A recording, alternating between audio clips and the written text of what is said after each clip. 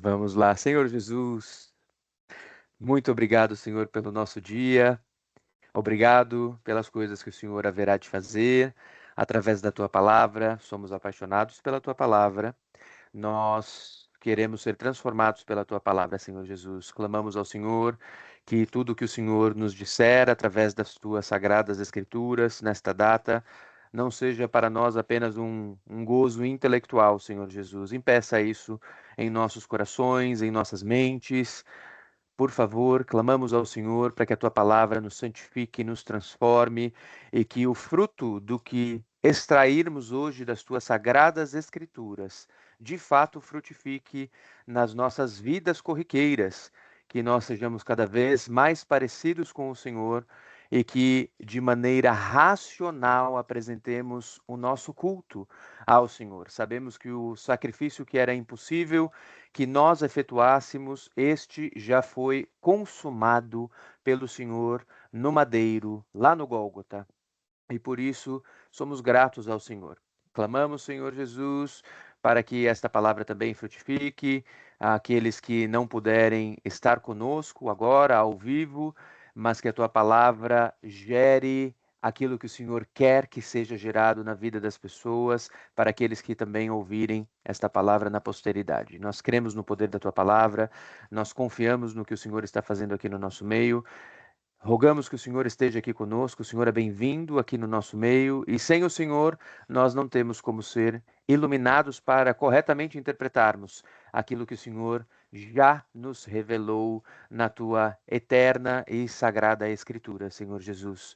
Clamamos, abra os nossos entendimentos, coloque o teu Espírito para trabalhar nos nossos cérebros, Senhor, para que a compreensão daquilo que o Senhor nos legou através dos profetas e dos apóstolos seja de fato apreendido conforme as tuas intenções. Nos submetemos à tua vontade, Senhor. Sempre em nome de Jesus. Amém. Vamos lá, vamos a João, capítulo 1, versículos 1 a 5. Vou abrir a tela para vocês.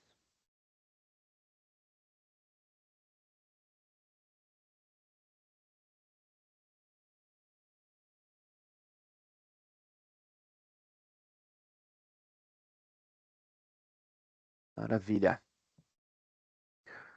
Vamos lá. Fazendo algumas observações sobre esse nosso texto, e lembrando para vocês que eu estou usando aqui a Bíblia Online, que é uma plataforma muito fácil de usarmos, com a Bíblia em várias das principais traduções que nós temos, não só para o português, como para outras línguas do mundo também. E aí até recomendando que vocês também usem e abusem do que temos à nossa disposição gratuitamente na internet. Os versículos 1 a 5 de João, eles fazem parte daquilo que nós chamamos de o prólogo de João. No meio acadêmico, teológico, em geral, se entende que desde o versículo 1 até o versículo 18, nós estamos vendo ali uma parte que é praticamente um hino. Ela é uma parte doxológica. O que significa isso? Uma doxologia. Ela é uma parte de grande exaltação ao Senhor, como os Salmos. É muito parecido com o que a gente lê, por exemplo, nos Salmos ou em outros trechos dos livros de sabedoria, né, que ficam ali entre o livro de Jó e o livro de Cantares no Antigo Testamento. A gente vê aqui uma verdadeira oração, né? Nós estamos salmodiando quando lemos este trecho aqui. Nós não leremos até o versículo 18, leremos até o versículo 5, porque esse é o trecho central em que o Evangelho nos revela Jesus como Deus. Então, nós faremos aqui um comparativo deste trecho das Escrituras com o trecho que apresenta Jesus nos outros três evangelhos, né, que são Mateus, Marcos e Lucas. E nós vamos trazer aqui alguns comparativos com outros trechos do Antigo Testamento que reforçam que a vinda de Jesus é a vinda do Messias e que o Messias, o Cristo, é o próprio Deus humanado, é o próprio Deus encarnado. Vamos lá fazer a nossa leitura. No princípio era o Verbo, e o Verbo estava com Deus, e o Verbo era Deus. Este verbo que está sendo traduzido aqui como tal poderia ter sido traduzido como a palavra, né? Como o logos do Senhor, aquilo que em grego chamamos de o logos, que é a palavra. Mas é uma boa tradução esta que estamos tendo aqui, que é a Almeida Corrigida e Fiel, usar como verbo, porque ela se refere aqui ao haja luz, aquele ato da criação do Senhor no começo da Bíblia, nos primeiros versículos, aliás, nos primeiros 5 versículos também da Bíblia, que estão lá no Gênesis, primeiro livro do Antigo Testamento, e que dizem que o Senhor criou a luz. A gente já vai passar por esse texto aqui para fazer um comparativo. Então, este haja luz, aquele ato do Senhor de utilizar a sua palavra para fazer com que a sua vontade divina seja realizada, esta palavra aqui é descrita como o próprio Cristo. Então, o Verbo estava com Deus e o Verbo era Deus. Estamos falando aqui de uma pessoa. Esta palavra por meio do qual a vontade divina acontece é o Cristo. Ele estava no princípio com Deus. Então, nós estamos falando de uma pessoa, está nos sendo apresentada aqui uma pessoa que o evangelista já nos assegura que é uma pessoa eterna. É uma pessoa que estava lá desde o princípio. Quando todas as coisas foram criadas, esta pessoa já estava lá. Portanto, é uma pessoa que tem característica de eternidade, que é um atributo exclusivo do próprio Deus. Então, Jesus está sendo apresentado para nós aqui naquilo que é chamado em geral de uma alta cristologia. A gente está sendo apresentado a natureza de Cristo. Não só está sendo narrado para nós aquilo que Cristo fez enquanto esteve no nosso meio, em carne no nosso meio, mas de fato nos está sendo apresentada a natureza dele, a identidade dele. Olha que coisa maravilhosa que nós temos aqui. Todas as coisas foram feitas por ele, e sem ele, nada do que foi feito se fez. Aqui nós estamos recebendo a garantia de que Jesus de Nazaré, o Cristo, é o Criador. E quando você recebe uma palavra como essa, principalmente ali entre os primeiros cristãos que são oriundos do judaísmo, ou seja, o Senhor chamou o seu remanescente da casa de Israel, né, que é o povo que o Senhor trabalhou para, através deste povo, tirar o Messias, extrair dali o Messias. Quando eles ouviam que todas as coisas foram feitas por ele, eles já sabiam, é o próprio Deus, pois só o próprio Deus recebe o tributo, né, a identidade, a característica de o Criador. Nele estava a vida, e a vida era a luz dos homens. De novo, aqui a gente está sendo transportado lá para a criação, porque toda a vida que existe no universo, ela é oriunda da própria vontade do Senhor. O Senhor, inclusive, na cena de criação de Adão, né, a criação do homem e da mulher está descrita tanto nos capítulos 1, tanto no capítulo 1 quanto no capítulo 2 de Gênesis. Ela é descrita como um sopro do Senhor, né? Ruach, ruach que é esse sopro, este vento que também significa espírito, né? Então, quando o Senhor sopra nas narinas de Adão, na verdade ele está colocando ali o seu vento, o seu sopro, que nada mais é que o seu espírito vivificador, né? E esta vida, este espírito que traz vida, estava em Cristo. E Cristo era a luz dos homens, ou seja, vindo caminhar no meio das trevas, ele iluminou a salvação e a lâmpada para os pés, a lâmpada que ilumina os caminhos, estava em Cristo. E a luz resplandece nas trevas, e as trevas não a compreenderam. E aqui está dizendo que, na verdade, né, é justamente nas trevas que a luz brilha. Isso também nos leva a uma profecia que está lá no Antigo Testamento, e nós leremos esta profecia que está no livro de Isaías, que fala, né, que o povo que estava sentado em trevas viu uma grande luz. Nós passaremos por isso lá em Isaías capítulo 9. O que eu queria fazer aqui, em primeiro lugar, era abrir Gênesis. Nós vamos passar aqui para Gênesis capítulo 1 e vamos ler o relato da criação segundo aquilo que Moisés escreveu na abertura das Sagradas Escrituras. No primeiro livro, na abertura do primeiro livro, o Bereshit, que é o nome que nós damos ao Gênesis no original, Bereshit. Bereshit, que significa, inclusive, no princípio, tá, gente? Os livros da Torá, né, do Pentateuco, os 5 primeiros livros, eles ganham como título o que está escrito ali no primeiro versículo. E Bereshit é no princípio. No princípio, criou Deus os céus e a terra. E a terra era sem forma e vazia. E havia trevas sobre a face do abismo.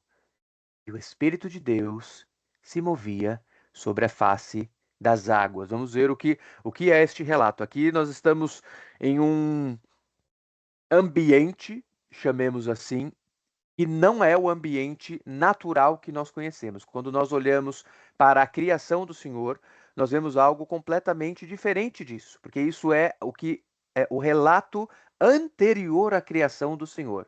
Então, nós vemos um ambiente em que havia trevas, mas no qual o Espírito de Deus já se movia sobre a face daquilo que a Bíblia nos descreve como águas, né?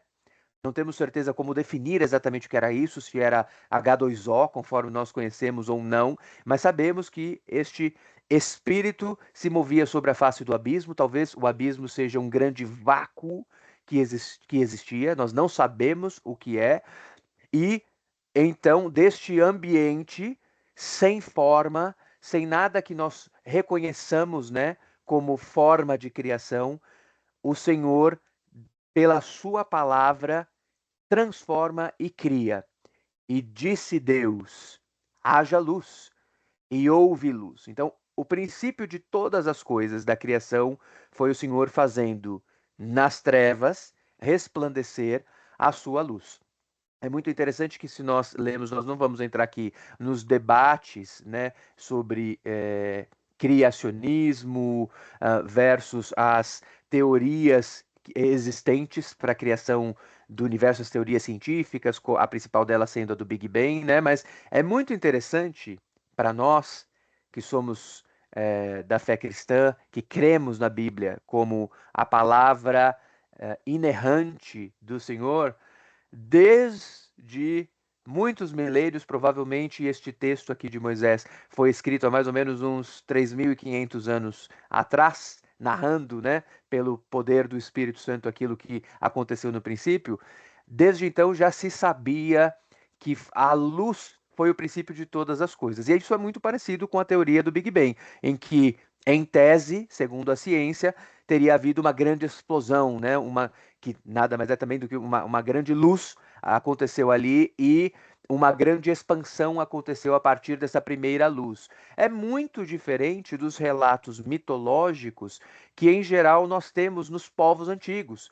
Os relatos mitológicos dos povos da antiguidade, em geral, não falavam que a criação aconteceu por meio da luz, mas vejam que aqui nós estamos em um relato que parece que a ciência está conseguindo discernir um pouquinho algumas das coisas que o Senhor fez no começo, e sendo este processo, essa grande luz, essa grande explosão inicial, o início de todas as coisas como nós conhecemos, né, no universo cognoscível da atualidade. E isso é muito interessante para nós ver que a ciência está conseguindo desvendar algumas pequenas porções das coisas do Senhor.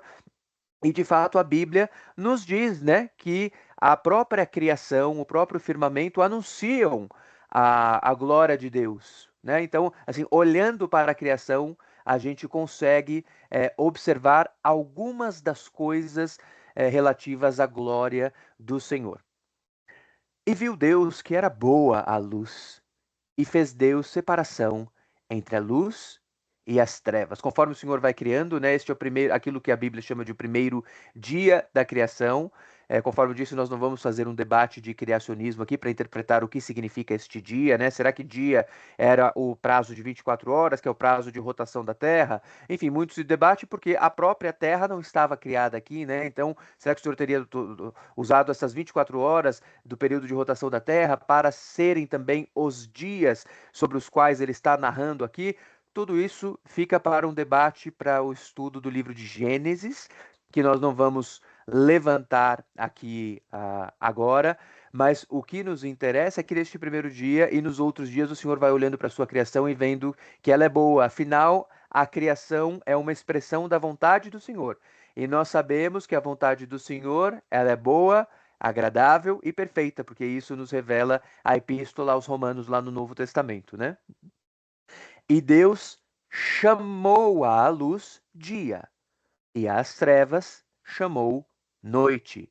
E foi a tarde e amanhã o dia primeiro. A gente vê aqui, né, a descrição disso que foi o dia, lembrando que, segundo a contagem dos dias no Antigo Testamento, os dias começavam ao cair do sol, né? Então, caiu o sol, começava um novo dia. Então, a coisa que acontece, né? O fenômeno natural que acontece depois deste período da madrugada é que vem, né, a luz do dia, né? Depois, então, você não começa o dia conforme nós lemos hoje pela manhã, pelo nascer do sol, mas sim pelo pôr do sol, né? E aí a gente vê aqui a ordem das coisas citada, e foi à tarde e amanhã o dia primeiro. Percebam que João, quando ele faz a narrativa da criação, ele está apresentando Jesus nesta narrativa da criação. Ele é o único dos 4 evangelistas que faz isso. Os outros evangelistas, quando eles nos apresentam quem é Jesus, ou eles nos contam, né, ali na abertura dos seus evangelhos, o relato do nascimento, da natividade, ou, como é o caso de Marcos, ele nos conta o princípio do ministério de Jesus, que é iniciado ali no momento em que ele vai até João Batista e pede a João Batista que o batize. Vamos ler, portanto, os outros 3 relatos, as outras 3 apresentações de quem é Jesus, para nós percebermos como João é de fato uma alta cristologia. Não é focado em como Jesus foi humanado, né, recebeu forma humana, mas João foca nesta eternidade de Jesus, dizendo que, na verdade, ele é um com Deus o Pai. Ele, na verdade, não só estava com Deus o Pai, ele era um com Deus o Pai. Ele estava com Deus e ele era Deus. Vamos lá.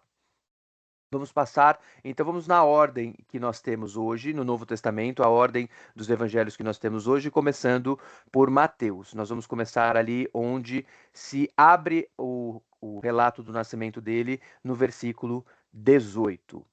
Ora, o nascimento de Jesus Cristo foi assim, que estando Maria, sua mãe, desposada com José, antes de se ajuntarem, achou-se ter concebido do Espírito Santo. Então, o relato importante aqui que diz que esta mulher, a Miriam, né, o nome comum antigamente, a Miriam, Maria, na verdade, é uma variação deste nome Miriam, né? E você tinha Maria, que ela já estava desposada, mas ainda não havia se juntado com José, ou seja, é aquilo que hoje em dia nós poderíamos comparar com um noivado, né? Eles estavam noivos, eles já tinham passado pelos esponsais. Então, numa linguagem mais antiga, mais arcaica, hoje nós usamos pouco, eles seriam esposos antes de serem marido e mulher, né? Estavam nessa fase inicial. O compromisso já estava feito de que se casariam, mas ainda não havia ocorrido a junção de corpos, né? E a Maria percebeu, se achou, na verdade, né, ter concebido do Espírito Santo, ou seja, o próprio Deus, porque Deus é Pai, Filho e Espírito, é assim que ele é apresentado. Se nós lermos Gênesis capítulo 1, versículos 1 a 5, e João capítulo 1, versículos 1 a 5, o que nós vemos ali? O Pai, o Filho e o Espírito, né? E o Espírito Santo, o Espírito de Deus, fez a concepção de Maria. Então Maria, ela não teve contato com um homem para ela gerar ao Cristo.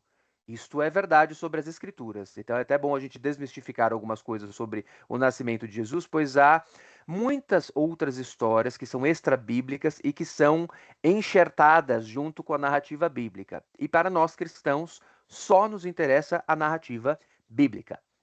Então José, seu marido, sendo justo e não queria infamar e não a queria infamar, intentou deixá-la secretamente. E pensando ele nisto, eis que em sonho lhe apareceu um anjo do Senhor, dizendo: José, filho de Davi, não temas receber a Maria, tua mulher, porque o que nela está gerado é do Espírito Santo. Então, a primeira coisa importante, José é referido aqui como da linhagem de Davi.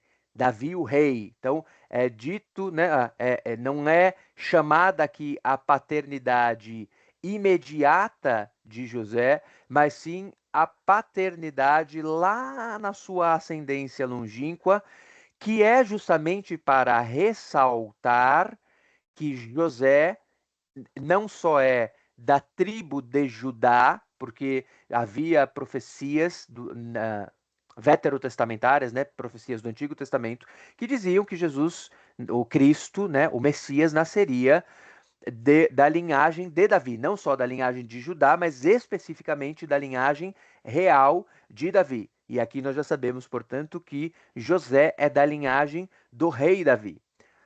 E narra, aqui há uma narrativa do anjo para José, a gente já sabe, né, que é o anjo Gabriel que faz este papel. Nós vamos ler aqui também o Evangelho segundo Mateus, que nos deixa isso mais claro. E o anjo Gabriel, ele já narra assim: fique tranquilo, pois este filho que a sua esposa, a sua noiva, está esperando, ele foi concebido pelo Santo Espírito. Ela não teve conjunção carnal com outro homem para gerar, já que José sabia que ele próprio não tinha tido conjunção carnal com a sua esposa Maria. E dará à luz um filho, e chamarás o seu nome Jesus. Então vejam que o nome de Jesus não foi escolhido pelo seu pai adotivo, que era José, e nem pela sua mãe biológica, que era Maria. Vejam que o nome já foi dado, e este nome é muito importante, porque Jesus é Yeshua. Yeshua.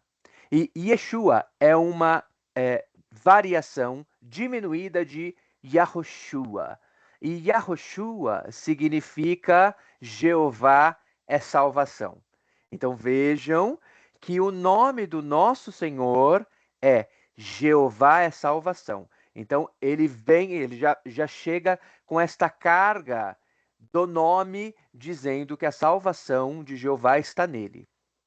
Porque ele salvará o seu povo dos seus pecados. Então, veja só que a salvação a qual o anjo se referia aqui como mensageiro do Pai, né, daquele que nós hoje podemos chamar de Pai Nosso. Jeová hoje pode ser chamado de Pai Nosso, pois a obra de Cristo nos abre a possibilidade de sermos recebidos como filhos de Deus. E João capítulo 1, um pouquinho mais para frente, fala sobre isso, e a epístola aos Romanos, também do apóstolo Paulo, também fala sobre isso, sobre o papel paternal do Senhor, e ele exerce este papel chamando as criaturas para serem filhos. Quando a luz de Jesus ilumina estas pessoas e a salvação do Senhor chega a estas pessoas pela graça e pela fé, todos aqueles que passam a ser guiados pelo Espírito que nós podemos receber pelo arrependimento de pecados através da obra de Jesus, da obra expiadora de Jesus, todos os que passam por este processo se tornam filhos de Deus, deixam de ser criaturas e se tornam filhos de Deus. E a salvação que nos torna filhos de Deus é o arrependimento dos pecados e a expiação desses pecados. Os pecados deixam de ser reputados contra os pecadores e os pecados são colocados nas costas de Cristo. E o Cristo leva sobre si estes pecados e paga, recebendo o salário do pecado nele próprio. E o salário do pecado é a morte. Para que aqueles a quem ele expiou recebam a vida que está nele. Nele estava a vida, e a vida era a luz dos homens, e a luz resplandece nas trevas. Foi o que nós lemos aqui, não foi na abertura de João? Então, esta é a obra que Jesus executa em nosso favor. Muito diferente da obra que os judeus, à época em que Jesus veio, a época da plenitude dos tempos, né? E é assim chamada na própria Bíblia, a plenitude dos tempos, que é o momento em que Jesus pôde se humanar e vir em forma humana, apresentando-se a nós como Messias, como o ungido, o Messias, Hamashiach, né? Hamashiach é o ungido, o Messias, também podemos chamar de o Messias. Quando ele se apresenta ali, ele veio para salvar os pecados. E isso frustra uma boa parte da população judaica que estava ali na terra de Israel naquele período, porque eles não queriam ser salvos do pecado, eles queriam ser salvos da dominação romana. Eles estavam com saudade do período em que Israel tinha tido uma liberdade, mesmo depois, né, do cativeiro neobabilônico e do cativeiro persa, quando o povo pôde voltar para a terra de Israel, houve um período em que um reino da dinastia Asmoneia se estabeleceu ali, e Israel conseguiu ter um período ali de mais ou menos 100 anos livre, né? Um século de liberdade. E aí Israel caiu na mão dos romanos de novo. Então, o que Israel queria ali era uma liberdade estatal, uma liberdade política. E Jesus não veio para trazer isso para Israel, ele veio para salvar o seu povo dos pecados e não salvar o seu povo dos romanos. Vejo que isso já foi revelado pelo próprio anjo, qual seria o papel do Senhor. E tudo isto aconteceu para que se cumprisse o que foi dito da parte do Senhor pelo profeta, dizendo: Eis que a virgem conceberá e dará à luz um filho, e chamarão o seu nome Emanuel, que traduzido é Deus conosco. E José, despertando do sono, fez como o anjo do Senhor lhe ordenara e recebeu a sua mulher. Então, aqui está sendo narrado que Jesus receberia, né, o nome de Deus no meio de nós. Já estava havia ali, né, uma profecia dizendo que Jesus era Deus no meio de nós.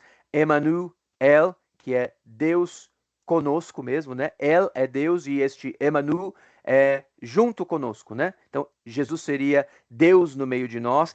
E esta é uma profecia que também foi trazida no Antigo Testamento pelo profeta Isaías, que dizia que nasceria aquele que seria chamado Emanuel. E não a conheceu até que deu à luz seu filho. Vejam que importante aqui, né? Para nós que somos cristãos evangélicos, nós claramente não temos nenhum problema com este versículo que diz que José não conheceu a sua esposa Maria, e conhecer é um verbo que significa ter relações sexuais, ok? A Bíblia usa este verbo na tradução Almeida sempre para se referir a relações sexuais, e ele não conheceu a Maria, não teve relações sexuais com ela. Em que período? Até que deu à luz seu filho. Foi até lá que ele não teve relações sexuais com a Maria. Então a Bíblia está deixando claro para nós, né? Jesus e Maria não copularam. Não houve a consumação do matrimônio até que Jesus já tivesse sido parido. Depois, eles tiveram relações sexuais. Então, o filho primogênito, inclusive chama aqui de o primogênito. Vejam que Jesus é o primeiro dos filhos. Primogênito significa isso, o primeiro dos filhos. Então, ele é o primeiro dos filhos deste casal. Este casal teve outros filhos. A Bíblia está nos dizendo aqui, a própria Bíblia que nos diz, para nós desmistificarmos aquela doutrina, que é uma doutrina da Igreja Católica Romana, né, que fala sobre a perpétua virgindade de Maria. A Bíblia não fala sobre isso, a Bíblia fala outra coisa. Fala que a relação sexual não aconteceu até que Jesus nasceu e que Jesus foi o primeiro dos filhos, foi o primogênito. E pôs-lhe por nome Jesus. Vamos ler mais um pouquinho. E tendo nascido Jesus em Belém, é a continuidade, tá? Passamos aqui para o capítulo 2. Acabou o capítulo 1, estamos passando para o capítulo 2.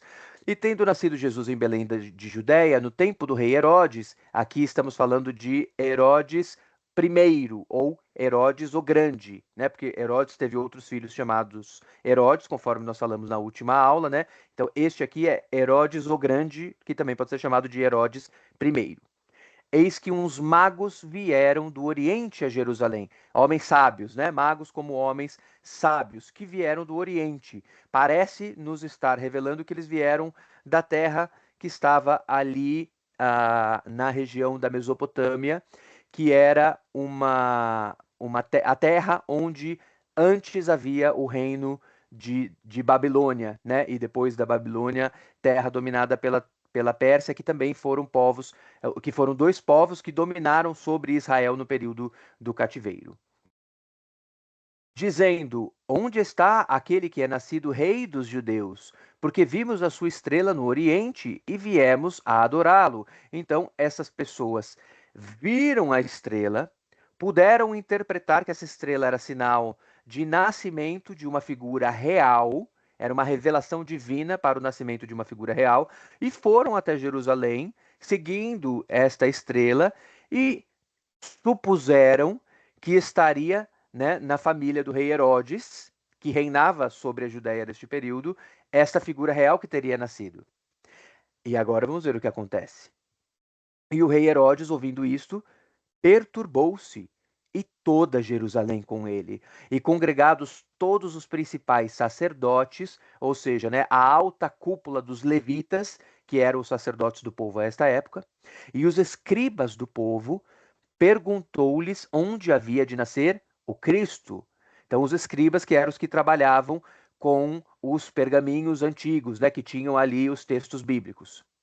E eles lhe disseram: em Belém de Judeia, porque assim está escrito pelo profeta. E tu, Belém, terra de Judá, de modo nenhum és a menor entre as capitais de Judá, porque de ti sairá o guia que há de apacentar o meu povo Israel. Quero lembrar a vocês, uma coisa que já falei a vocês, que nós temos aqui um texto, quando nós lemos esse texto e abrimos o texto que está em Miqueias, que é onde essa profecia foi entregue, né, no Antigo Testamento, às vezes nós falamos, nossa, mas parece que a tradução tá diferente, né? E quero lembrar a vocês que, pelo que nos parece, o texto que os apóstolos usaram quando escreveram, né, tanto os evangelhos quanto as epístolas que passaram a integrar o Novo Testamento, eles usavam a tradução para o grego que era corrente naquela época. Era uma tradução chamada de Septuaginta. E então este texto aqui, ele provavelmente é oriundo da Septuaginta. E quando a gente olha lá no Miqueias do Antigo Testamento, o nosso Antigo Testamento, né, o Antigo Testamento dos evangélicos, é o texto massorético, não é a Septuaginta. Texto massorético é o nome que nós damos ao texto que os antigos fariseus preservaram nas suas línguas originais, né, a grande parte do texto, a esmagadora grande parte do texto em hebraico e uma partezinha em aramaico. E nós, inclusive, temos este texto como o nosso texto bíblico, porque o próprio Jesus disse que a gente deveria ouvir aquilo que era pregado pelos fariseus. Não deveríamos fazer aquilo que eles faziam, porque eles eram hipócritas. Mas deveríamos ouvir, porque os ensinamentos deles, que eles preservaram, né, pelas mãos dos escribas, dos amanuenses, eram os ensinamentos legítimos. Então, nós temos o Velho Testamento, não usamos no Velho Testamento a Septuaginta, que é o texto da tradução grega, mas sim os textos que, assim vamos chamar de originais, né, do hebraico e do aramaico, preservados pela tradição farisaica. E a tradição farisaica é aquilo que se desenvolveu até chegar no judaísmo rabínico, que é o judaísmo que nós temos hoje em dia. Por isso, o texto dos judeus e o texto dos evangélicos, em relação, né, ao Antigo Testamento, é o mesmo texto. Lembrando que os judeus não têm o Novo Testamento, né? Para eles, a Bíblia hebraica, a Bíblia completa, é o Antigo Testamento. Então Herodes, chamando secretamente os magos, inquiriu exatamente deles acerca do tempo em que a estrela lhes aparecera. E enviando-os a Belém, disse: Ide e perguntai diligentemente pelo menino, e quando o achardes, participai-mo, para que eu também vá e o adore. E tendo eles ouvido o rei, partiram, e eis que a estrela que tinham visto no oriente ia adiante deles, até que chegando, se deteve sobre o lugar onde estava o menino. Então a estrela foi se movimentando de alguma maneira sobre o céu, até que eles perceberam que o menino estava lá, ah, em Belém. Chegaram até a cidade de Belém. E vendo eles a estrela, regozijaram-se muito com grande alegria. E entrando na casa, acharam um menino com Maria, sua mãe, e prostrando-se o adoraram. E abrindo seus tesouros, ofertaram-lhe dádivas, ouro, incenso e mirra. Quero lembrar aqui para vocês que eles se adoraram, se prostraram ao chão e o adoraram. E este relato aqui é muito importante para nós, porque estas pessoas a quem o Senhor anunciou por um fenômeno, né, celeste, o nascimento do Messias, reconheceram em Messias a divindade. Naquela pessoa estava o divino. Então eles se prostram e adoram. E levam aqui há algumas possíveis interpretações para estes presentes que eles levam, mas assim, falando de uma maneira, né, resumida, nós temos o ouro, que é de grande valor, então entregaram a ele o objeto de grande valor, né, de maior valor possível, que era corrente à época. Levaram a ele o incenso, né, que é um objeto de adoração. Inclusive, incenso era um dos elementos que ficava dentro do tabernáculo do Senhor, né? Havia um altar específico para o incenso que ficava rente ao próprio véu que separava a parte em que os levitas acessavam do tabernáculo para a parte em que somente o sumo sacerdote podia acessar uma vez por ano, que é o Santo dos Santos, onde ficava a Arca da Aliança, né? Então, o último altar que tinha ali antes de passar o véu, né, o véu que levava para o Santo dos Santos era inclusive o altar do incenso. E estavam ali com mirra, que era um elemento de propriedades curativas que era usado na antiguidade, né? Então a gente tinha ali o símbolo ouro, grande valor de realeza, o incenso, né, que é aquele elemento que se usa na adoração ao divino, e a mirra com as suas propriedades de cura, né? Jesus vindo para curar, para salvar dos pecados, né? Que é uma enfermidade espiritual. E sendo por divina revelação avisados num sonho para que não voltassem para junto de Herodes, partiram para a sua terra por outro caminho. Então eles perceberam, né? Um anjo, na verdade, os revela que eles não deveriam voltar, ou seja, na verdade o rei Herodes, que é um rei extremamente cruel, além do que a Bíblia nos narra sobre ele, né, que é abominável, também os registros historiográficos nos narram que ele matou filhos, matou esposas, né? Então ele era um homem extremamente macabro. E tendo eles se retirado, eis que o anjo do Senhor apareceu a José num sonho, dizendo: Levanta-te e toma o menino e sua mãe e foge para o Egito, e demora-te lá até que eu te diga, porque Herodes há de procurar o menino para o matar. E levantando-se ele, tomou o menino e sua mãe de noite e foi para o Egito. E esteve lá até a morte de Herodes, para que se cumprisse o que foi dito da parte do Senhor pelo profeta, que diz: Do Egito chamei o meu filho. Então Herodes, vendo que tinha sido iludido pelos magos, irritou-se muito e mandou matar todos os meninos que havia em Belém e em todos os seus contornos, de 2 anos para baixo, segundo o tempo que diligentemente inquirira dos magos. Então a estrela provavelmente já havia aparecido 2 anos, o que pode nos levar a entender, então há um debate aqui, então será que Jesus já tinha aproximadamente 2 anos neste período e José e Maria por algum motivo permaneceram lá em Belém até irem para o Egito e depois irem para Nazaré, né? Porque se a gente olha a narrativa que Lucas dá, Lucas não menciona todas essas passagens, só menciona depois direto a ida de José e Maria para Nazaré. Então, o que será que acontece neste período? Será que foi rente ao nascimento de Jesus? Então, será que foi num momento parecido, né, ali de recém-nascido de Cristo, mesmo momento em que os pastores foram visitá-lo, segundo o relato de Lucas? Ou será que isso aqui aconteceu depois e Maria e José permaneceram durante mais tempo ali em Belém por algum outro motivo?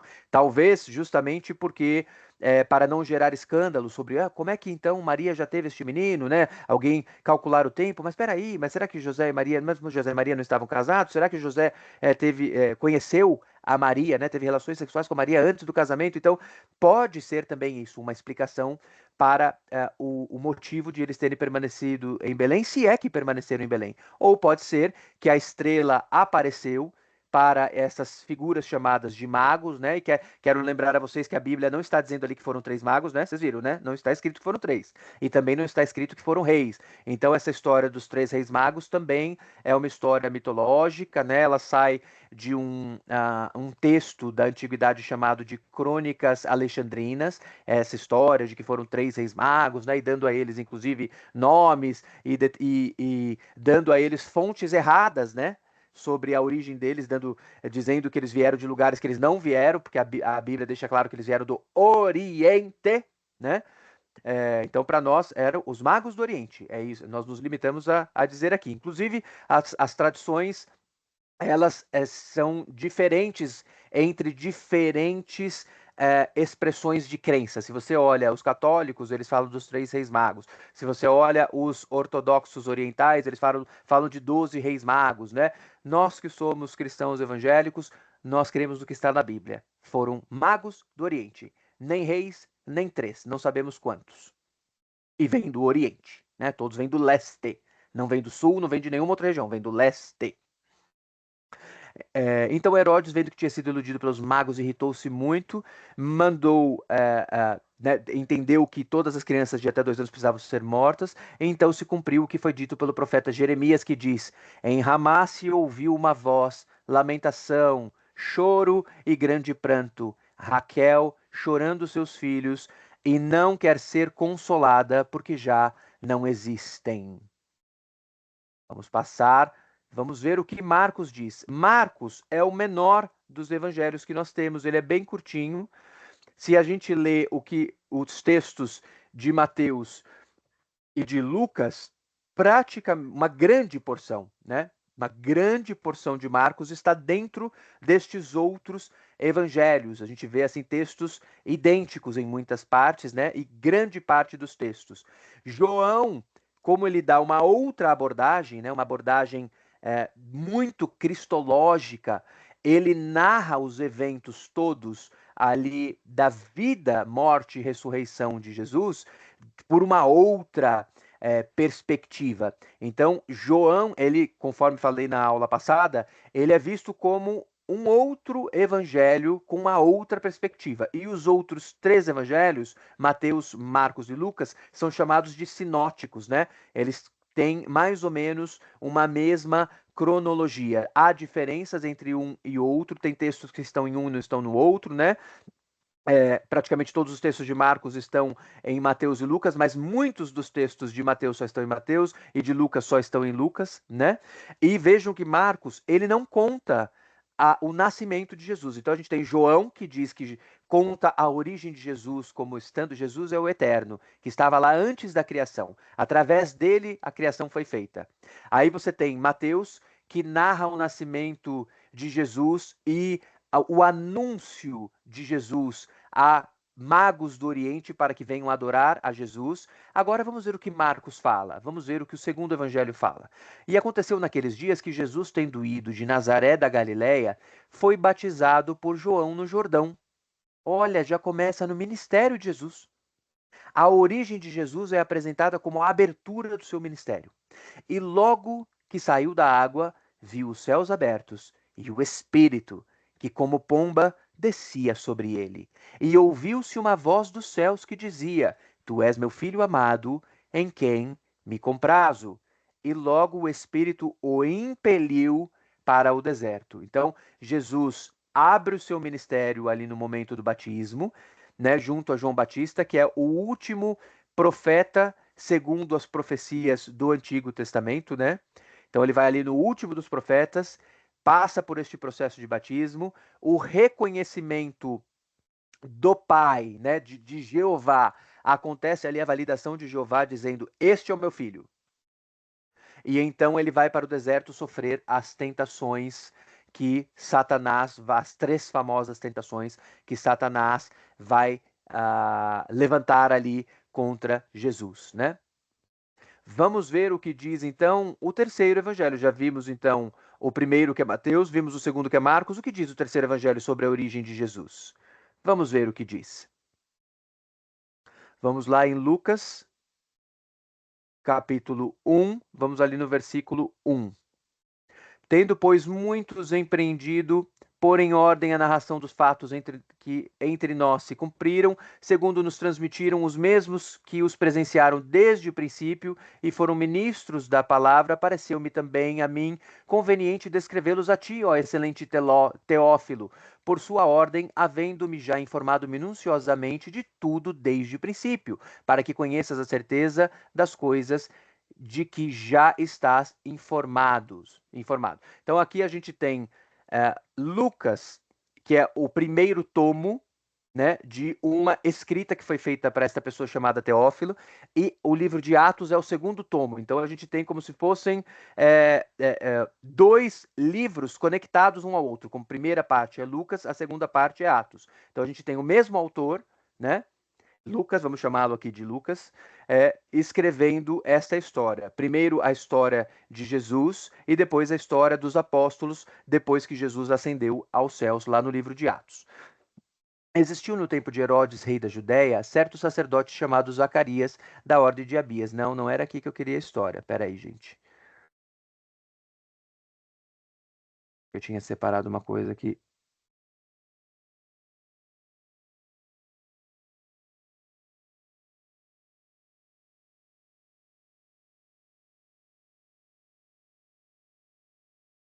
Aqui está João Batista. Nós vamos para 2. Não é aqui em Lucas 1.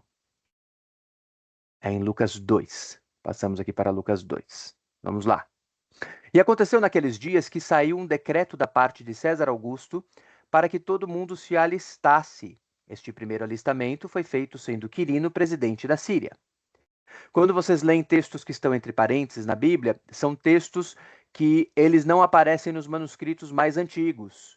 Então, se a gente olha os mais antigos que nós temos à nossa disposição, esses textos não estão lá. Então, a gente coloca aqui entre parênteses sempre para que o leitor possa conhecer o texto que chegou até nós, mas sabendo assim, ó, os textos mais antigos não tinham esta parte, então nós não temos certeza se essa parte aqui é inspirada pelo Senhor ou não. Então, é um cuidado, né, da edição conosco para nós sabermos o que estava nos textos mais antigos, né, nos textos, podemos chamar assim, os mais próximos do original, né, que saiu das mãos dos apóstolos, aquele texto que nós temos certeza que os apóstolos escreveram, e, entre parênteses, é o texto que nós não temos certeza se os apóstolos escreveram, mas que talvez tenham sido cotas interlineares ou cotas marginais, ou seja, anotações feitas entre as linhas, né, do texto principal ou nas bordas do texto principal, e que aí algum amanuense, algum escriba, no processo de reprodução do texto, acabou pegando a anotação e colocando como essa anotação como se fosse parte integrante do texto. Então, para nós que nos interessa o texto divino, o texto que foi dado por Deus aos apóstolos, nos interessa saber essas passagens que estão entre parênteses, para sabermos que isso era algum tipo de anotação que chegou, provavelmente algum tipo de anotação que chegou até nós. E todos iam alistar-se, cada um à sua própria cidade. E subiu também José da Galileia, da cidade de Nazaré, o pai adotivo de Jesus, né, José da Galileia, a Judéia, a cidade de Davi, chamada Belém, porque era da casa e família de Davi. Então, no processo do censo, do recenseamento romano, ele foi lá para a cidade de Belém, que era a cidade de origem dele. a fim de alistar-se com sua mulher Maria, desposada com ele, a qual estava grávida. E aconteceu que, estando eles ali, se cumpriram os dias em que ela havia de dar à luz. E deu à luz a seu filho primogênito. Vou repetir aqui. Ela deu à luz a quem? Ao primeiro filho, não ao único filho. Ao primogênito, o mais velho, o primeiro, né? A Bíblia em nenhum momento diz que Maria permaneceu virgem e que não teve outros filhos. E deu à luz a seu filho primogênito e envolveu-o em panos e deitou-o numa manjedoura, porque não havia lugar para eles na estalagem. Então a gente vê aqui o Senhor, o Rei dos Reis, aquele que é digno de ouro, mirra e incenso, sem ter onde reclinar a cabeça, né, já logo desde que nasceu, tendo que nascer num estábulo onde animais defecam, urinam, né, sem nenhum tipo de conforto. E Jesus, já no seu ministério, depois de passar pelas águas do batismo e abrir o seu ministério, a sua pregação sobre as boas novas, né, as evangelia, né, as boas novas, o evangelho, Jesus repete isso outra vez, né? O Filho do Homem não tem onde reclinar a cabeça. Ora, havia naquela mesma comarca pastores que estavam no campo e guardavam durante as vigílias da noite o seu rebanho. E eis que o anjo do Senhor veio sobre eles, e a glória do Senhor os cercou de resplendor, e tiveram grande temor. E o anjo lhes disse: Não temais, porque eis aqui vos trago novas de grande alegria, que será para todo o povo, pois na cidade de Davi vos nasceu hoje o Salvador, ou seja, a mesma coisa que o anjo Gabriel, né, havia dito ali atrás, né, para Maria, que a gente leu lá no Evangelho segundo Mateus, aqui está sendo dito: aquele que vai nos salvar nasceu, é o Salvador, é o que traz a salvação. Salvação dos pecados, inclusive, lá fica bastante claro, que é Cristo, o Senhor. E isto vos será por sinal: achareis o menino envolto em panos e deitado numa manjedoura. E no mesmo instante apareceu com o anjo uma multidão dos exércitos celestiais, louvando a Deus e dizendo: Glória a Deus nas alturas, paz na terra, boa vontade para com os homens. Este trecho às vezes é traduzido como paz na terra para os homens de boa vontade, né? Às vezes é traduzido assim.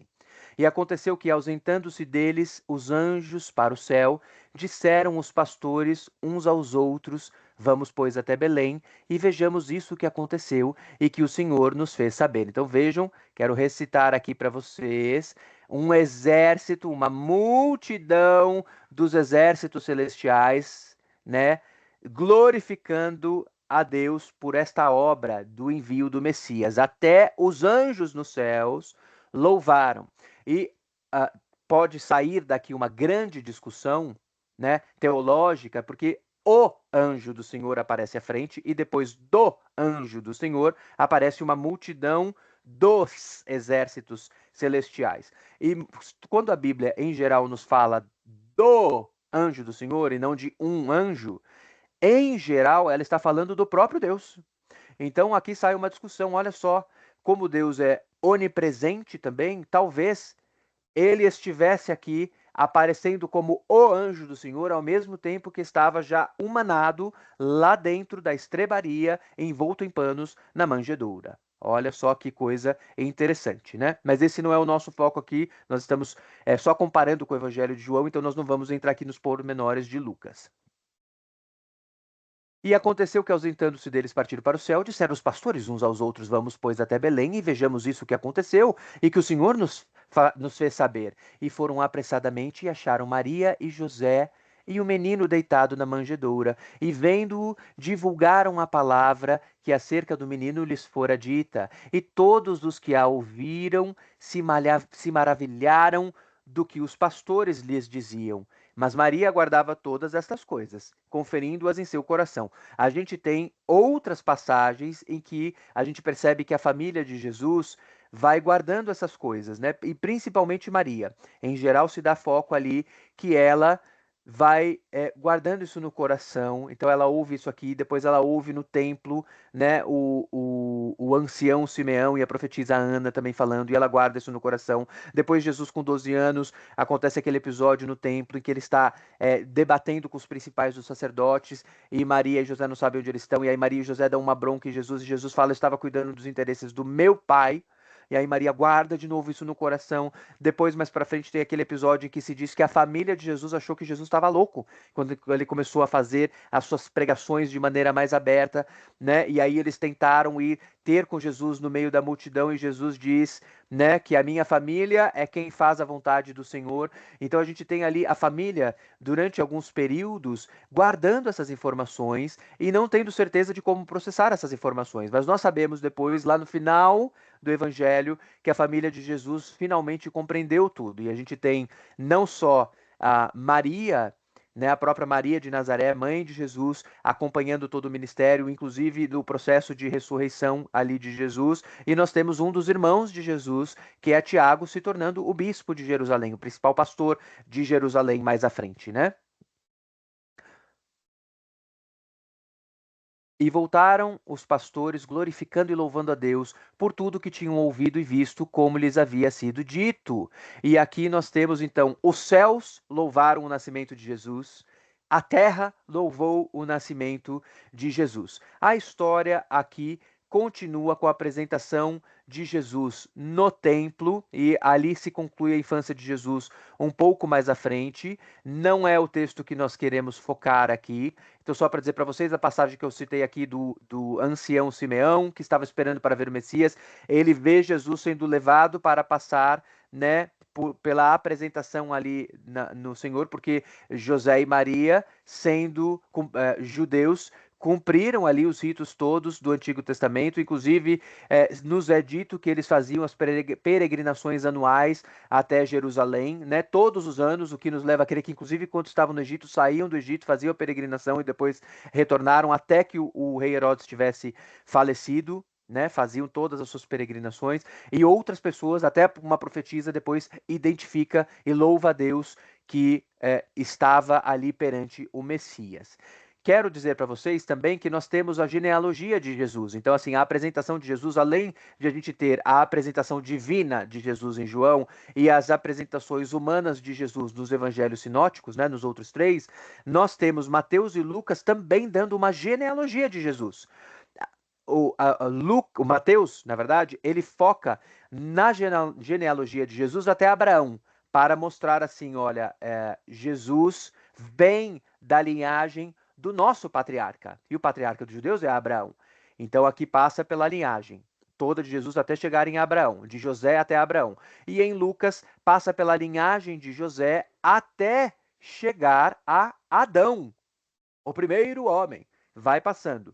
E eu quero lembrar a vocês que, evidentemente, as genealogias bíblicas, não só essas de Jesus, mas também as demais genealogias que aparecem no Antigo Testamento, elas não pretendem esgotar todos os seres humanos, um a um, da linhagem de uma pessoa citada. Seja aqui Jesus no Novo Testamento, seja as figuras, principalmente as reais e proféticas do Antigo Testamento.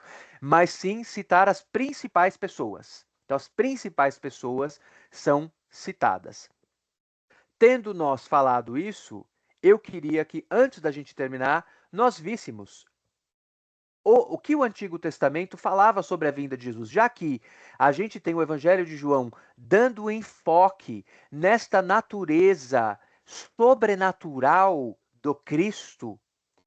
O que o Antigo Testamento falava sobre a vinda do Messias, para a gente ter este comparativo? Vamos focar só em alguns pedacinhos do Antigo Testamento para a gente poder concluir a nossa aula de hoje. Então o Senhor Deus disse à serpente, estamos aqui em Gênesis capítulo 3, que é aquele momento em que Adão e Eva, tendo desobedecido ao Senhor, comeram o fruto da árvore do conhecimento do bem e do mal, e o Senhor começa a entregar a cada uma das três figuras, tanto a serpente, né, que é a figura do enganador, quanto ao Adão e a Eva, as consequências. Então o Senhor relata as consequências dos atos deles. Né? Eles tinham sido abençoados com um lugar de vida, com vida, e eles abriram mão da vida e escolheram, eles próprios escolheram, sabendo que era errado, voluntariamente e tendo liberdade, porque hoje nós não nascemos com liberdade para fazermos o que é bom, para fazermos a vontade do Senhor, que é boa, agradável e perfeita. Nós nascemos escravizados no pecado. Satanás, que é a antiga serpente, esta que aparece aqui em Gênesis 3, nós sabemos que é a antiga serpente porque o livro do Apocalipse nos confirma que era o próprio Satanás que estava ali. Satanás, ele ludibria Adão e Eva, mas Adão e Eva já sabiam, ele ludibria em relação ao que aconteceria quando eles comessem o fruto da árvore do conhecimento do bem e do mal. Porém, o Senhor já havia dito para eles o que aconteceria. Então, eles fizeram uma escolha. E eles não eram escravizados no pecado. Porque todas as pessoas que chegam à idade da consciência, a idade que consegue discernir bem, o que é bem e o que é mal, hoje em dia, e isso desde os filhos de Adão, as pessoas elas estão escravizadas pelo pecado. A gente sempre vai cometer pecado. Não tem como não cometermos pecado, porque nós não estamos em liberdade. E só a liberdade nos traz livre-arbítrio. Não existe livre-arbítrio fora da salvação do Senhor. Eu vou repetir. Não existe livre-arbítrio fora da salvação do Senhor. O livre-arbítrio só acontece quando nós temos liberdade. Mas se nós somos escravos do pecado, nós só temos como obedecer aquele que nos escraviza e pecar. Entendem a diferença? Só que Adão e Eva eram livres. Eles não eram escravos do pecado. Eles eram tratados como filhos. Eles eram uma criação, o final da criação lá no sexto dia, depois de todas as animalhas do campo criadas, foram criados ali Adão e de Adão Eva, e eles recebiam um tratamento especial de filhos. E eles abriram mão disso, sabendo que o Senhor disse que a consequência do pecado seria a morte. Sabia, porque o Senhor falou expressamente, com todas as letras, e eles escolheram fazer o que o diabo fez. E aí o que o diabo fez? Os escravizou. E aqui o Senhor está dando a consequência. Mas o Senhor, desde o princípio, enquanto Adão e Eva não tinham sequer saído ainda do Éden, já entregou o antídoto para o veneno da serpente. Vamos ler aqui. Então o Senhor Deus disse à serpente: Porquanto fizeste isto, maldita serás mais que toda a fera, e mais que todos os animais do campo. Sobre o teu ventre andarás, e pó comerás todos os dias da tua vida. Então aqui é uma tipologia e uma comparação da serpente animal, um animal, cobra, com a posição rasteira de Satanás, a mais baixa das posições, E porém inimizade entre ti e a mulher, e entre a tua semente, ou seja, entre a semente de Satanás e a semente da mulher. Então, inimizade entre a semente de Satanás e a semente da mulher. Sabemos que a semente de Satanás se revelará nos últimos tempos como o filho da iniquidade, o anticristo. Sabemos aqui que da mulher nasceria o Messias. Esta, ou seja, a semente da mulher, esta te ferirá a cabeça. Então, Satanás seria ferido por aquele que seria a semente da mulher. E tu lhe ferirás o calcanhar. Enquanto o diabo atacar ao Cristo, só conseguirá feri-lo no calcanhar, na parte mais baixa, na parte onde Jacó segurou o seu irmão Esaú no momento do nascimento desses gêmeos, dessas duas figuras famosas do Antigo Testamento. Ao contrário, Cristo pisaria na cabeça da serpente. Aqui a gente tem uma promessa de que o Messias viria para derrotar a serpente. Então, vejam que a salvação anunciada pelo anjo, a salvação aparece em Cristo e, de fato, ele pisa na cabeça da serpente que introduziu o pecado e nos liberta do pecado introduzido pela serpente. Glórias ao Senhor Jesus por isso. Um outro trecho importante que nós temos, Abraão, já que Jesus é da descendência de Abraão, onde foi que foi prometido para Abraão que a obra de Cristo viria ali da descendência dele? Vamos ler este pedaço que está no livro do Gênesis, capítulo 12.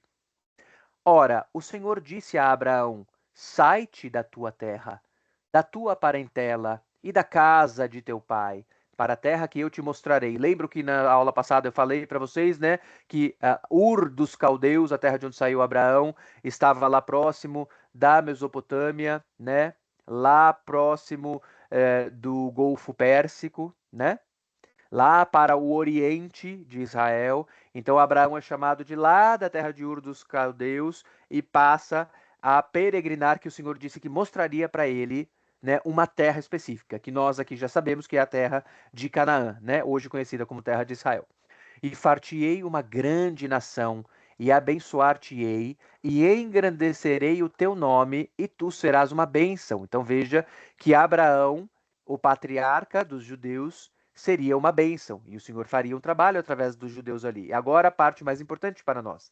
E abençoarei os que te abençoarem, e amaldiçoarei os que te amaldiçoarem, e em ti, olha só, da linhagem do patriarca Abraão, nele serão benditas todas as famílias da terra. Ele está falando que são só os judeus que serão benditos? Não.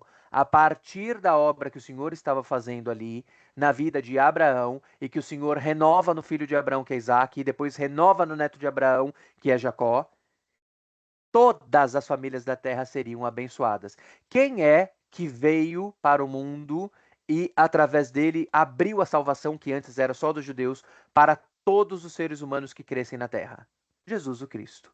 Então aqui nós temos uma profecia messiânica aqui em Gênesis capítulo 12.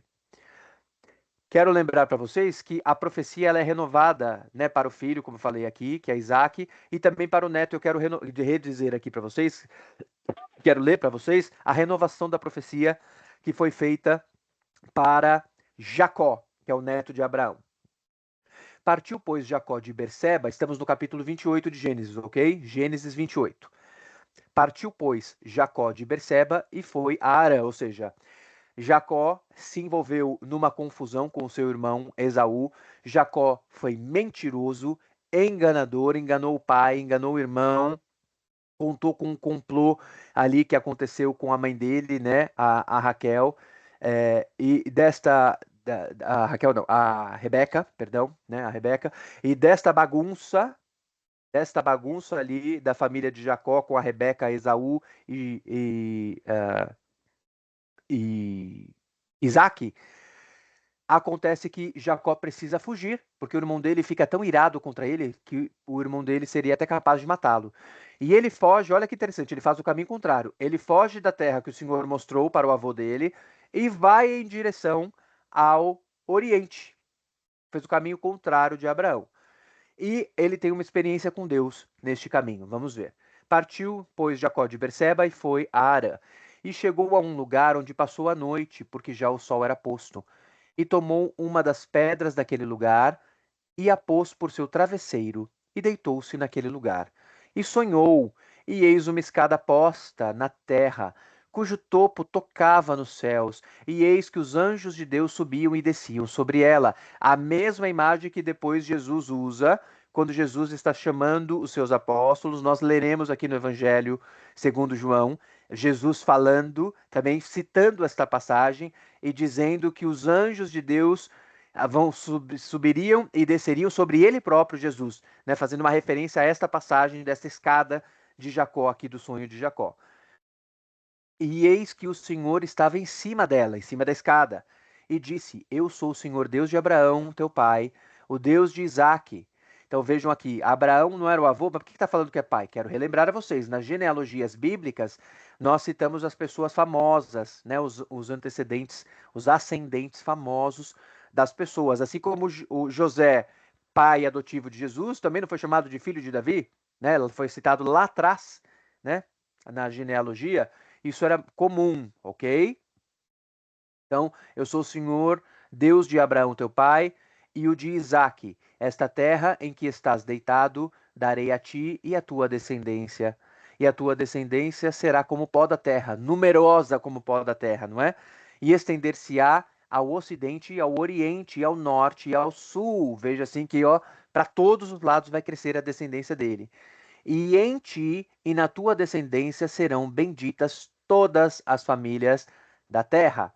quero lembrar a vocês que Jacó depois é chamado de Israel, né? Depois que ele tem aquele episódio de ele luta para ser abençoado pelo Senhor, depois que ele atravessa, aliás, antes de atravessar o Val de Jaboque, né? Jaboque é um dos rios que existem lá, um dos afluentes do Rio Jordão, né? E aí Jacó, quando está voltando, então aqui a gente está vendo Jacó indo para Arã. Quando Jacó volta de lá, já com as suas esposas e com os seus filhos, né? Ele tem este episódio de a luta para ser abençoado com o Senhor, e aí ele é renomeado, né, rebatizado e recebe o nome de Israel. E de Israel, né, que é o nome que é dado a todo o povo, todos os descendentes dele, né?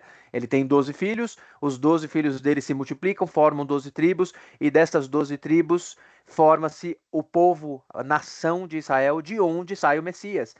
E desta nação de onde sai o Messias, todas as nações da terra, todas as famílias da terra inteira seriam abençoadas. Isso aconteceu no judaísmo? Não! Isso só aconteceu depois da vinda de Jesus, quando a salvação se abriu para todos aqueles que crescem.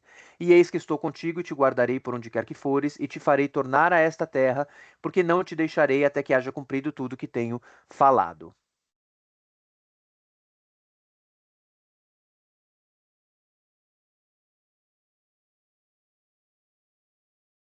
Então vimos aqui Abraão, vimos aqui Israel, né? Jacó, que depois vira Israel. Quero só falar aqui para vocês um trecho de Moisés para citar três dos patriarcas, os mais importantes, né? Os três principais patriarcas de Israel e as profecias sobre Jesus em todos eles, para a gente entender que desde o princípio se estava narrando a vinda de Jesus e que Jesus seria Deus.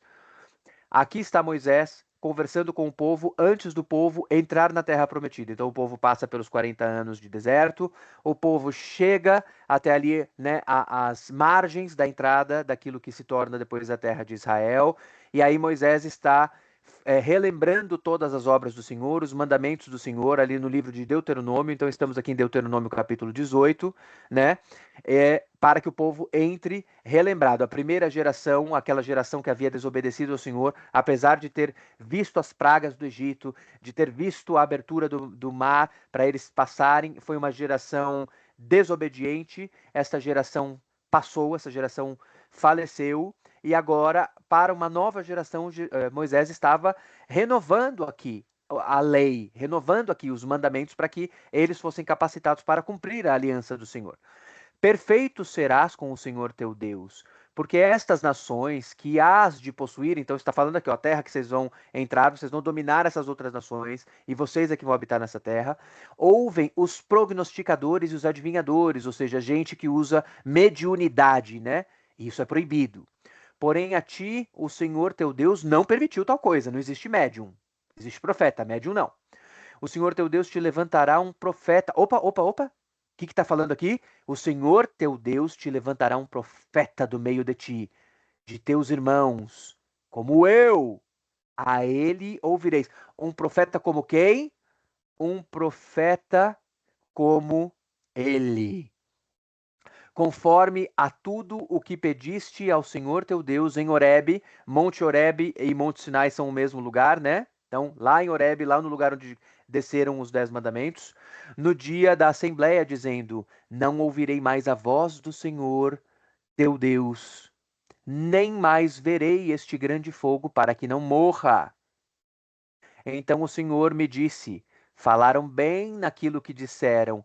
Eu lhes suscitarei um profeta do meio de seus irmãos, como tu, e porei as minhas palavras na sua boca, e ele lhes falará tudo o que eu lhe ordenar. Então, um profeta que vai falar tudo o que o Senhor mandar. Quem será esta figura que terá a palavra de profecia na boca? E será que qualquer que não ouvir as minhas palavras que ele falar em meu nome, eu o requererei dele. Olha só, quem é esta figura que vai falar a palavra de Deus, abrir a boca para sair da boca dele a palavra de Deus?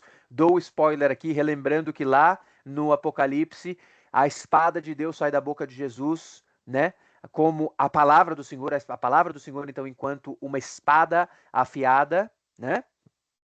Porém, o profeta que tiver a presunção de falar alguma palavra em meu nome, e aqui, então olha só, o Senhor fala que não aceita pessoas que tragam palavras de espíritos, médiums, né, gente de mediunidade, falando no meio do povo de Israel. Fala que levantará o grande profeta de todos, aquele que terá a grande palavra da profecia na sua boca, e que qualquer pessoa, preste atenção, qualquer pessoa que não cumprir aquilo que ele está falando, que é a palavra da salvação, as boas novas, a evangelia, né, as evangelia, essas pessoas serão julgadas segundo isso, porque o Senhor requererá o descumprimento do evangelho dessas pessoas. E agora o Senhor começa a falar sobre os falsos profetas, né?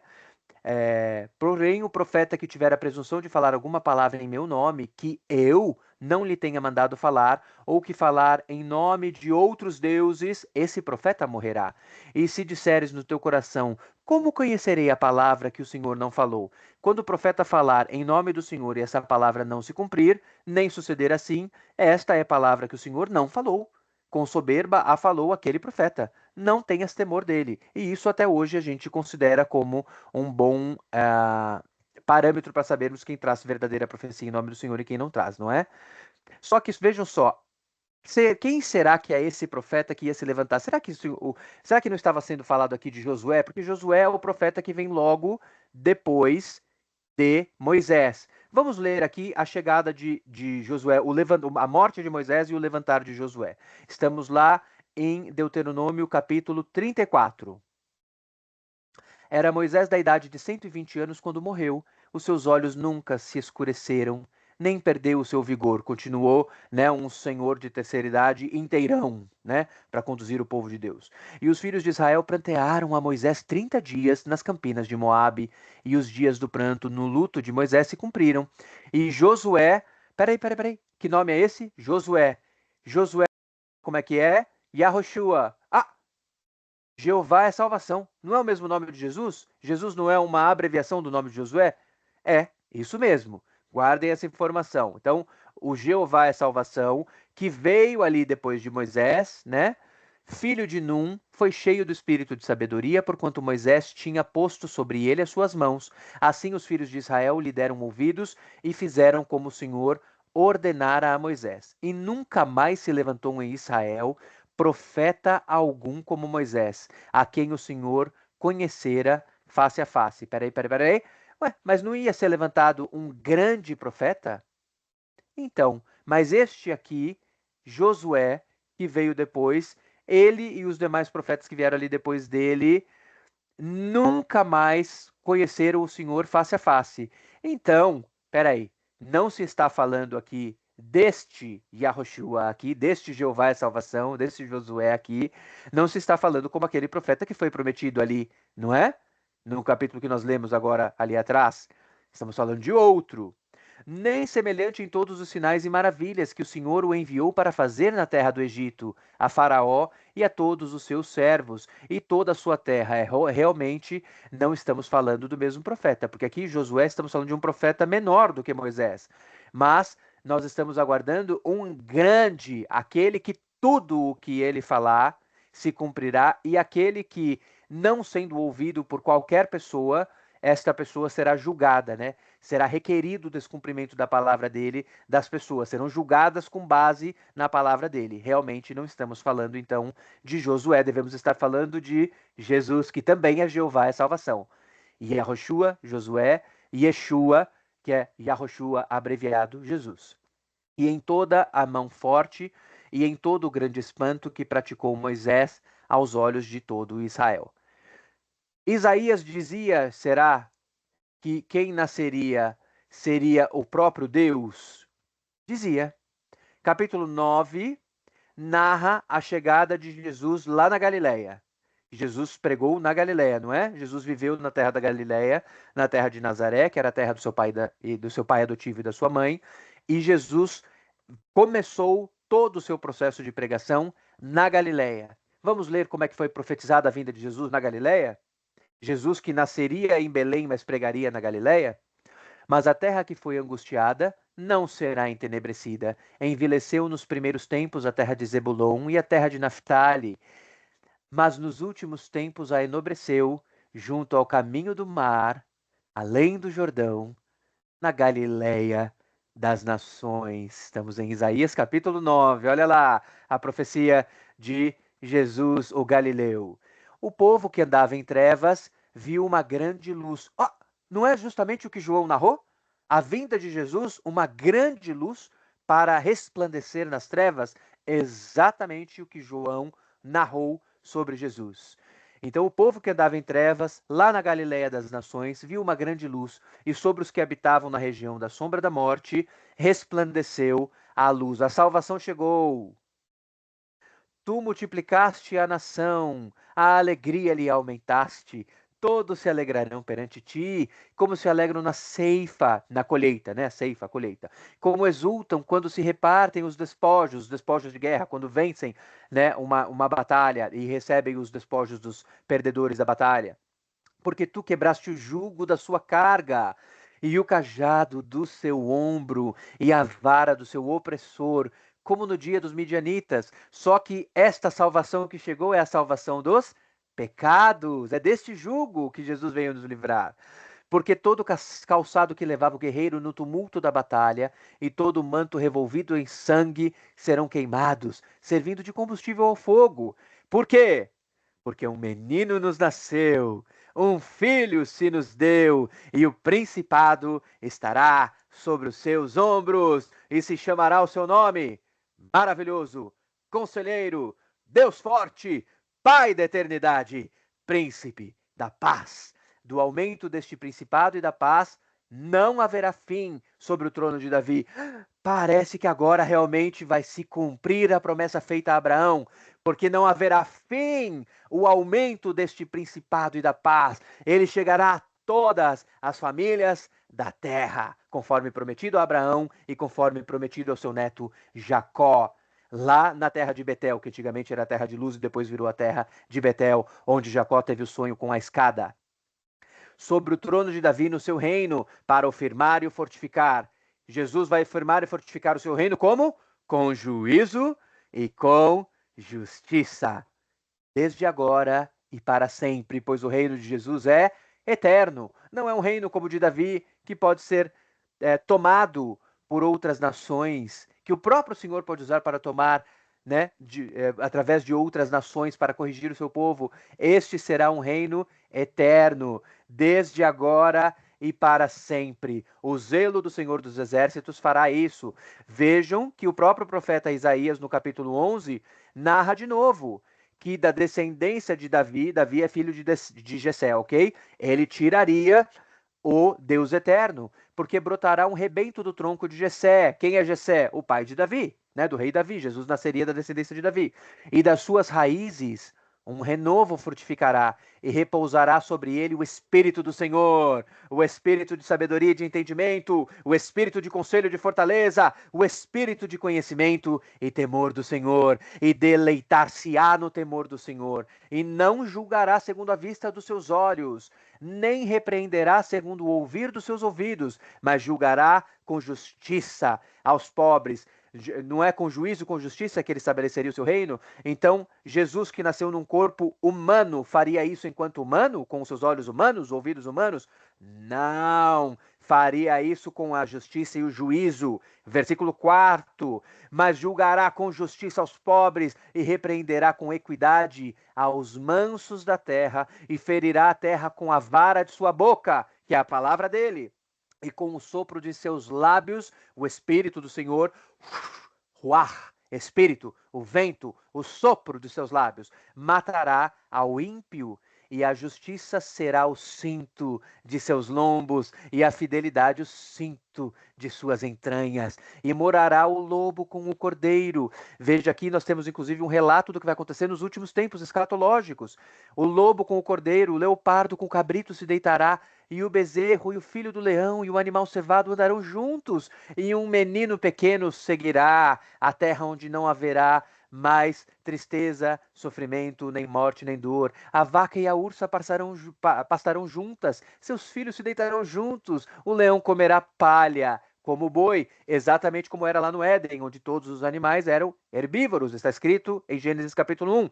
E brincará a criança, e brincará a criança de peito sobre a toca da áspide, e a desmamada colocará sua mão na cova do basilisco. Não se fará mal nem dano algum em todo o meu santo monte, porque a terra se encherá do conhecimento do Senhor, como as águas cobrem o mar. E tudo isso ele está falando com base no nascimento de quem? Do rebento do tronco de Jessé.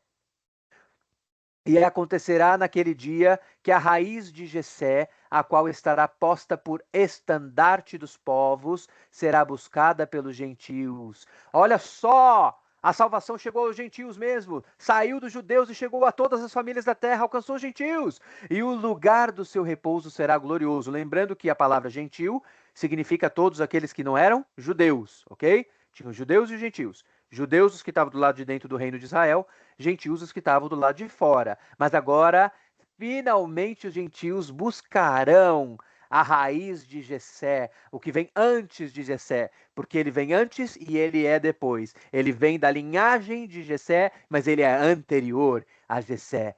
E há de ser que naquele dia o Senhor tornará a pôr a sua mão para adquirir outra vez o remanescente do seu povo, que for deixado da Assíria e do Egito, e de Patros, e da Etiópia, e de Elã, e de Sinar, e de Amate, e das ilhas do mar. Porque o povo de Israel, lembram que a gente já falou sobre isso, não aqui nas nossas aulas do Evangelho segundo João, mas nos nossos cultos, nós já falamos que no final dos tempos os judeus finalmente reconhecerão que Cristo é o Senhor. Então o remanescente de Israel olhará para Cristo e dirá: uau, realmente é ele. Que são essas as feridas nas tuas mãos? E Jesus responderá: são as feridas com que fui ferido na casa de meus amigos.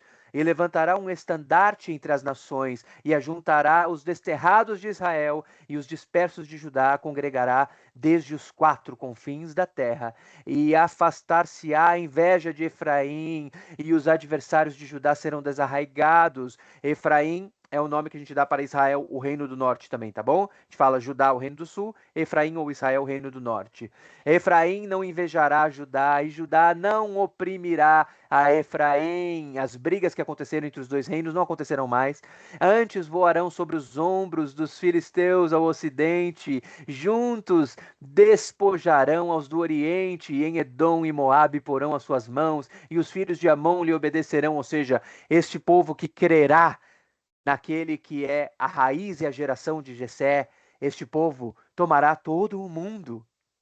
E o Senhor destruirá totalmente a língua do mar do Egito e moverá a sua mão contra o rio com a força do seu vento, e ferindo-o, dividi-lo-á em 7 correntes, e fará que por ele passem com sapatos secos, e haverá caminho plano para o remanescente do seu povo, que for deixado da Síria, como sucedeu a Israel no dia em que subiu da terra do Egito. Porque a vinda de Jesus sempre é prevista como o aplainar dos caminhos para que a palavra do Senhor surta efeitos.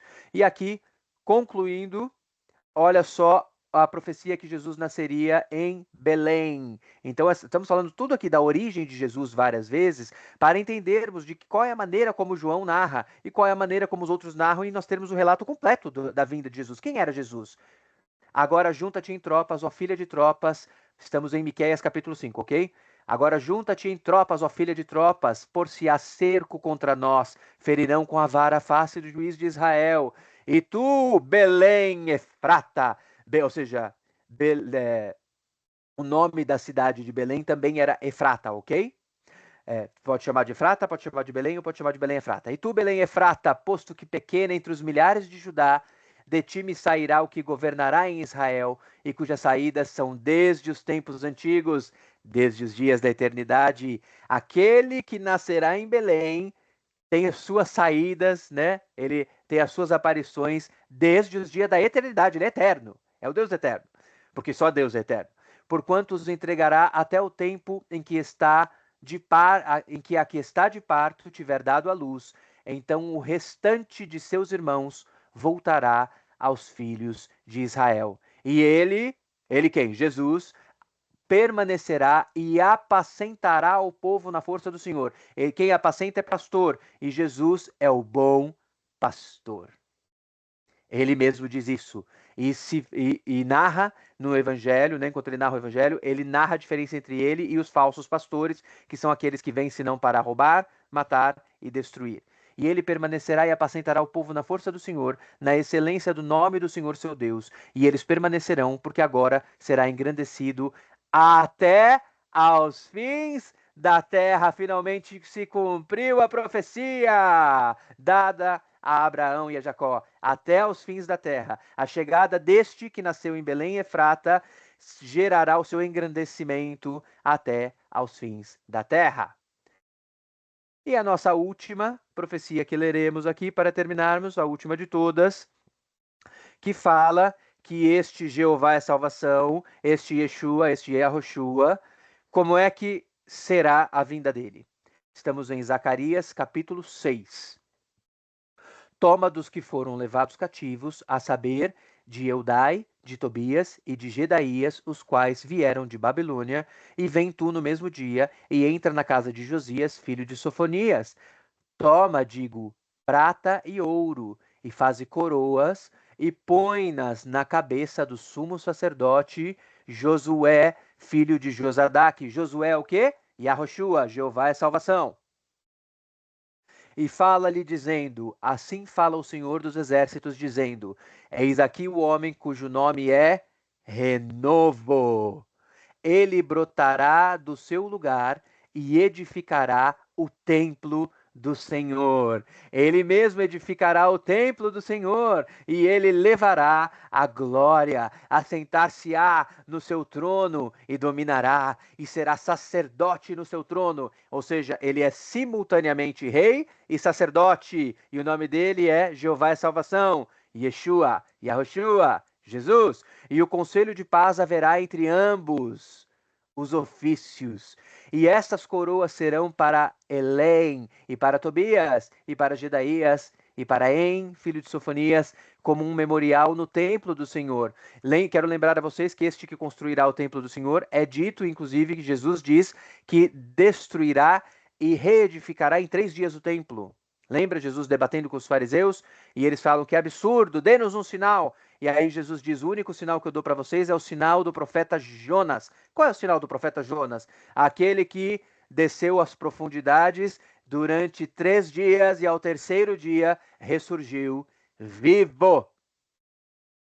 E aqueles que estão longe virão e edificarão no templo do Senhor, e vós sabereis que o Senhor dos Exércitos me tem enviado a vós. E isto sucederá assim, se diligentemente ouvirdes a voz do Senhor vosso Deus. Então, nós sabemos que o próprio Deus encarnou, conforme João nos conta, no capítulo 1, versículos 1 a 5, ele próprio foi Messias, porque já que ele veio para trazer salvação, nenhum ser humano pode trazer salvação dos pecados, perdão para pecados, só Deus pode fazê-lo. Ninguém perdoa pecados senão Deus. E os próprios judeus reconhecem isso.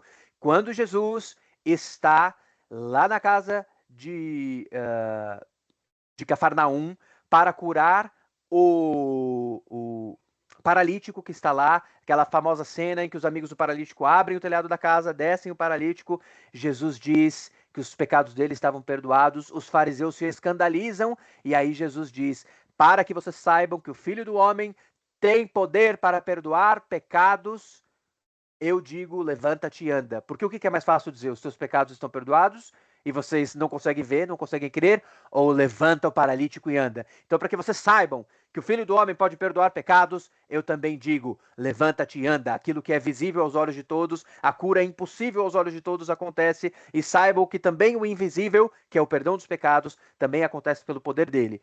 E os fariseus se escandalizam porque só Deus pode perdoar pecados, mas era o próprio Deus que estava ali. Era o próprio Deus. O Verbo estava com Deus desde o princípio e o Verbo era Deus. E o Verbo se fez carne, que é o que nós leremos na próxima aula, a partir do versículo 6 de João, capítulo 1. Pessoal, vocês têm dúvidas?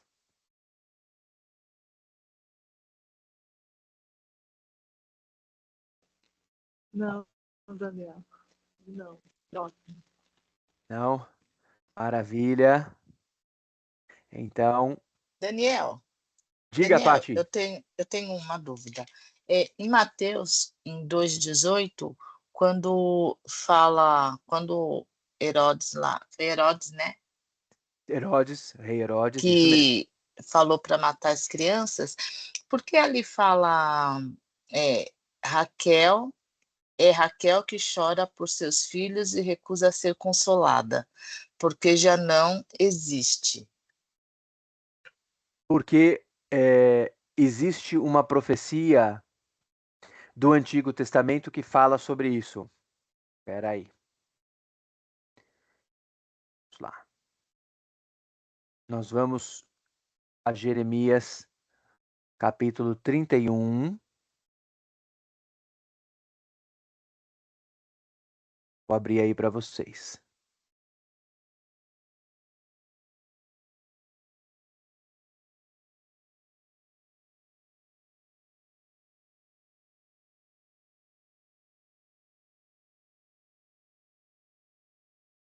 Compartilhar a tela. Vamos lá a compartilhou. Estamos aqui em Jeremias capítulo 31. E aí Jeremias está dando aqui uma profecia. Então, assim, várias vezes o Antigo Testamento, ele traz para nós tipos. Então, assim, o que são tipos? Antecipações que contam sobre o que acontecerá depois. Então, a gente tem ali em Moisés um tipo do Salvador, aquele que vai resgatar na terra da opressão e guia até uma terra boa em que há liberdade. Está falando de Jesus. A gente tem ali em Josué o sumo sacerdote, simultaneamente rei e sumo sacerdote, um tipo. É Jesus, aquele que é rei e que é sacerdote.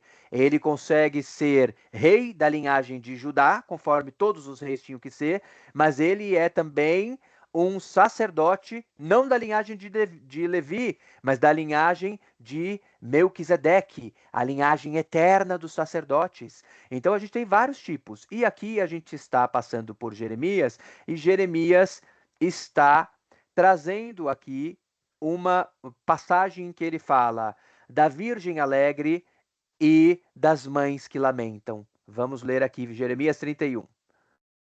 Vou começar aqui no versículo 13. Então a virgem se alegrará na dança, como também as jovens e os velhos juntamente, e tornarei o seu pranto em alegria, e os consolarei, e lhes darei alegria em lugar de tristeza, e saciarei a alma dos sacerdotes com gordura.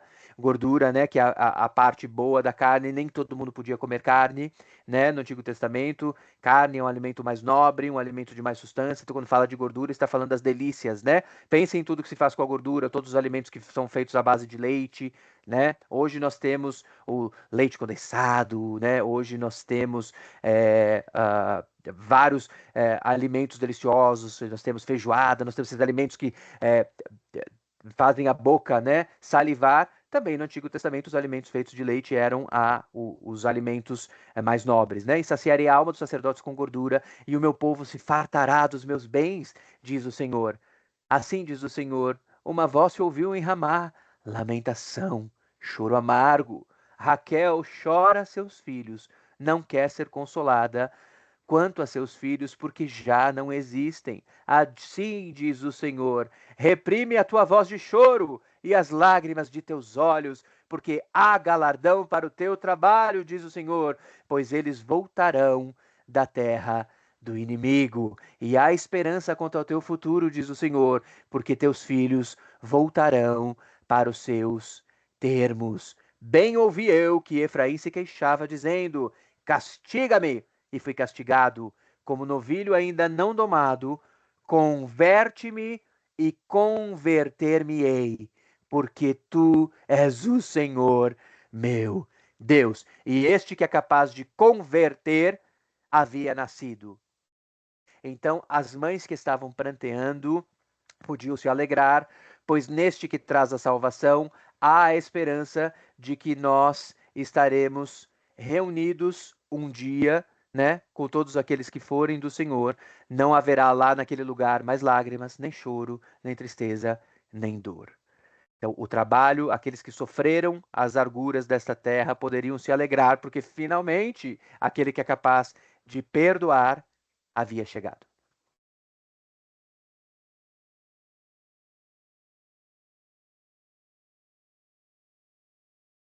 Maravilha.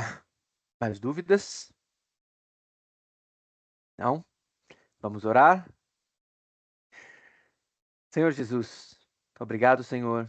Como é bom estudar a tua palavra, Senhor. Ela nos abre os olhos, a tua palavra tem sabedoria, a tua palavra nos traz temor do Senhor. A tua palavra, inclusive, é dada pelo espírito de sabedoria e temor do Senhor.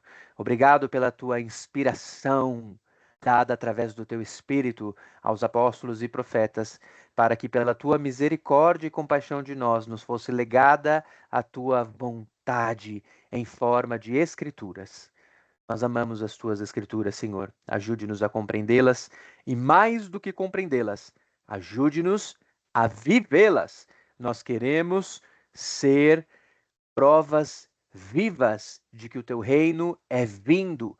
Queremos fazer com que as nossas mãos façam o que as tuas mãos fariam, que os nossos pés façam o que os teus pés fariam, que as nossas bocas preguem aquilo que o Senhor colocar nas nossas bocas para que preguemos. Por isso clamamos ao Senhor, como fez com o profeta Isaías, toca com as brasas do altar nas nossas bocas, para que das nossas bocas saia a tua palavra, Senhor Jesus.